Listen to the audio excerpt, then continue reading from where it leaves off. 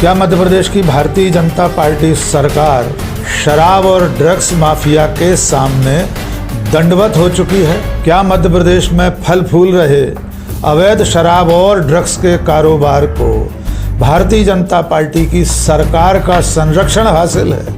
और क्या अगर ऐसे आरोप भारतीय जनता पार्टी के नेता और विधायक लगाएं तो उन आरोपों में कुछ सच्चाई हो सकती है?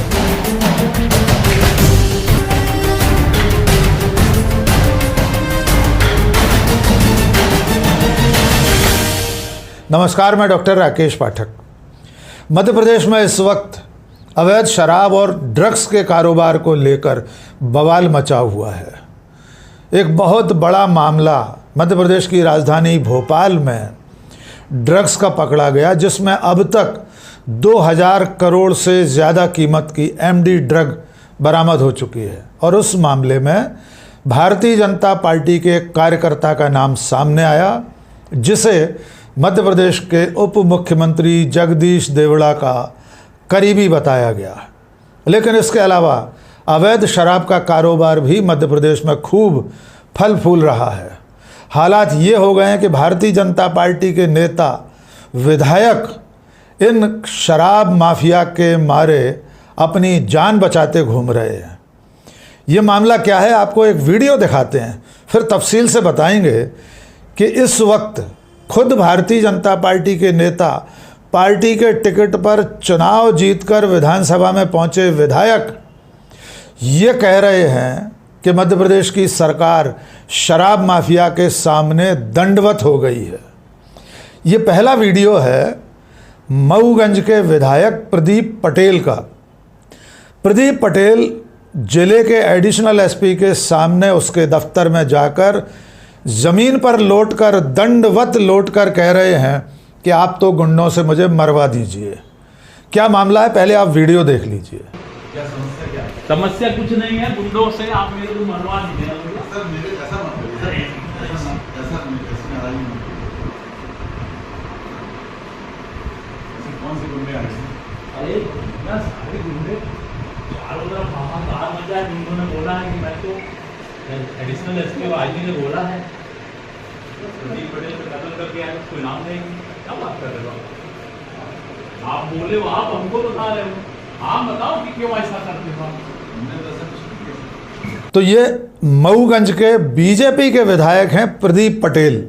ये अपने क्षेत्र में अवैध रूप से बिक रही शराब और नशे के बाकी कारोबार के खिलाफ पुलिस से लगातार शिकायत कर रहे थे, लेकिन पुलिस ने इनकी कोई सुनवाई नहीं की। और हुआ इसके उलट। प्रदीप पटेल के मुताबिक जो शराब माफिया है, जो असामाजिक तत्व हैं, जो नशे का कारोबार चला रहे हैं, वे लोग प्रदीप पटेल की जान के दुश्मन बन गए हैं।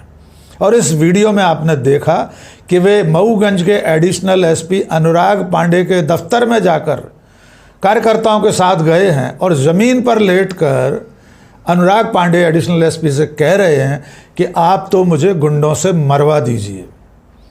इसके बाद जब बवाल मचा तो मऊगंज की पुलिस अधीक्षक एसपी रसना ठाकुर सामने आई और उन्होंने इसके बारे में कुछ स्पष्टीकरण दिया।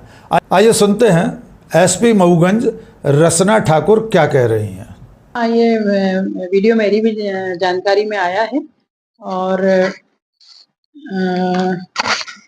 आदरणीय विधायक जी ने मुझे भी एक पत्र दिया है।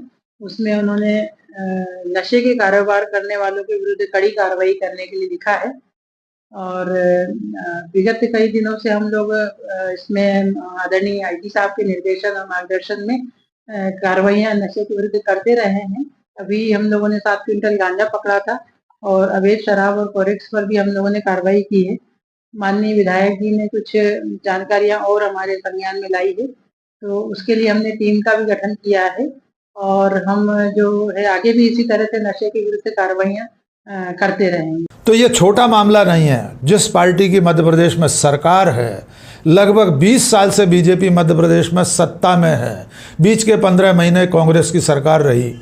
इसके बावजूद अगर बीजेपी के विधायक को थाने में जाकर पुलिस के अफसरों से ये कहना पड़े कि आप तो गुंडों से मुझे मरवा दीजिए, शराब के अवैध कारोबार के खिलाफ शिकायत करना बीजेपी के विधायक की जान के लिए खतरनाक साबित हो रहा हो तो आप अंदाज़ा लगा सकते हैं कि मध्य प्रदेश में शराब माफिया के हौसले किस कदर बुलंद हैं।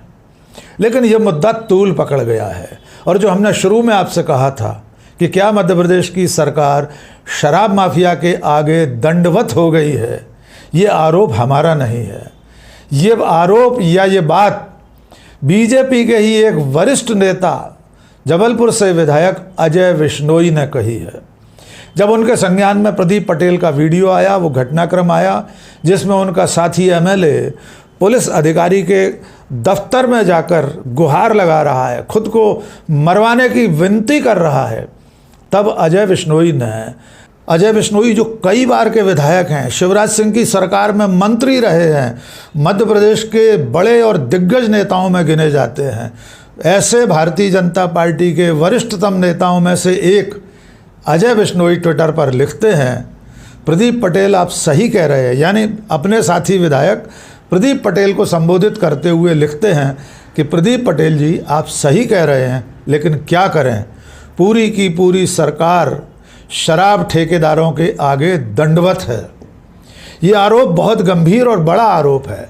अजय विश्नोई कोई बहुत छोटे कार्यकर्ता नहीं है, कोई मंडल स्तर के कार्यकर्ता नहीं है। वे वर्षों मंत्री रहे हैं, कई बार विधायक रहे हैं, और ऐसे भारतीय जनता पार्टी के वरिष्ठ विधायक का, पूर्व मंत्री का ये कहना कि पूरी सरकार ही शराब ठेकेदारों के आगे दंडवत है, ये एक बेहद गंभीर मामला है। और जब अजय विश्नोई ने अपनी ही सरकार को घेरने के लिए ये सब लिख दिया तो कांग्रेस ने भी इसे हाथों हाथ उठा लिया। कांग्रेस के नेता अरुण यादव जो प्रदेश अध्यक्ष रहे हैं, केंद्रीय मंत्री रहे हैं, उन्होंने अजय विश्नोई के ट्वीट को रीट्वीट करते हुए कहा है कि क्या सचमुच में मध्य प्रदेश में शराब ठेकेदारों, नशे के कारोबारियों के सामने सरकार शरणागत है। प्रदेश अध्यक्ष जारी ने भी मध्य प्रदेश को नशामय मध्य प्रदेश कहा है। उनका कहना है कि मध्य प्रदेश में सरकार बीजेपी की सरकार नहीं है। जीतू पटवारी लगातार ये कहते आए हैं कि मध्य प्रदेश में न तो जनता की सरकार है, न भारतीय जनता पार्टी की सरकार है। जीतू पटवारी का आरोप है कि मध्य प्रदेश में माफियाओं की सरकार है, जिसमें शराब माफिया, ड्रग माफिया, शिक्षा माफिया, बहुत सारे माफियाओं के नाम जीतू पटवारी लेते हैं। कांग्रेस के एक और वरिष्ठ नेता के मिश्रा ने भी अजय विश्नोई के इस आरोप के बाद कि पूरी सरकार शराब ठेकेदारों के आगे दंडवत है, उसे उन्होंने रीट्वीट करते हुए कहा है, के मिश्रा ने लिखा है कि क्या सचमुच में पूरा मध्य प्रदेश और मध्य प्रदेश की सरकार नशे के कारोबारियों की शरण में जा चुकी है। और के मिश्रा ने मध्य प्रदेश को मध्य प्रदेश यानी नशे वाला प्रदेश और ड्रग्स प्रदेश भी लिखा है। इसके अलावा जो दूसरी बड़ी घटना पिछले दिनों हुई है उसे भी एक बार फिर याद दिला दें।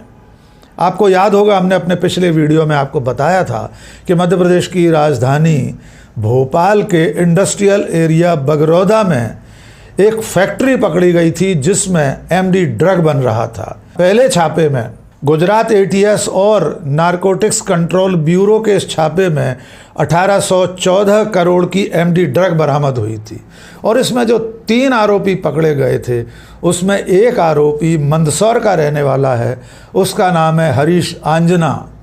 और जब हरीश आंजना के बारे में पड़ताल की गई तो वो भारतीय जनता युवा मोर्चा का पदाधिकारी निकला, और उसके ऊपर मध्य प्रदेश के उप मुख्यमंत्री जगदीश देवड़ा का हाथ बताया गया। हरीश आंजना का पूरा social media profile Jagdish Deora की तस्वीरों के साथ भरा पड़ा है। जगदीश देवड़ा हरीश आंजना के कंधे पर हाथ रखे हुए हैं।